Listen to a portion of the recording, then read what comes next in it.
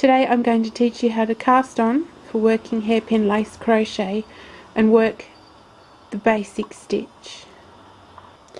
I'm going to use a hairpin fork that's 1.5 inches wide, a 4mm crochet hook and a DK or Australian 8-ply thickness yarn. To cast on, you'll need to make a slip knot,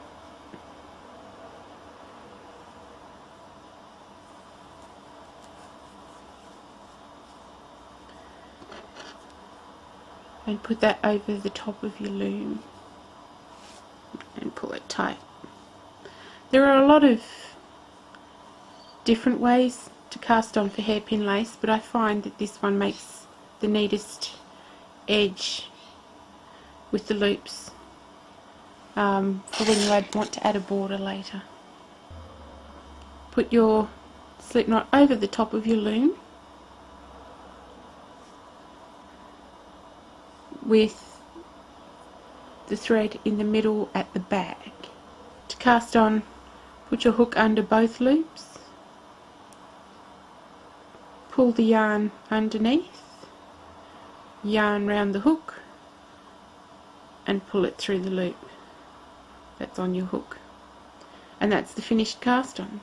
To work the basic stitch, put the hook under the front thread of the left hand loop, yarn round the hook and pull it through, yarn round the hook and pull it through both loops.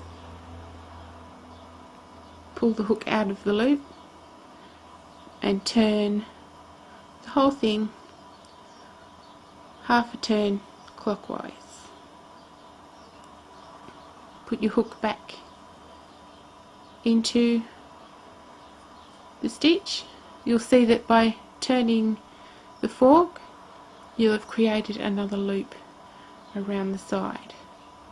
Yarn around the hook and pull it through the loop. In hairpin lace crochet that's called working a chain stitch. That is one stitch completed. So I'll go through that again. Hook under the front thread of the left hand loop, yarn round the hook, pull through. You now have 2 loops on the hook. Yarn round the hook, pull through 2 loops. Remove the hook, turn the frame half a turn clockwise. Put the hook back into the loop, yarn around the hook and pull through the loop. Keep working this way until the fork is full.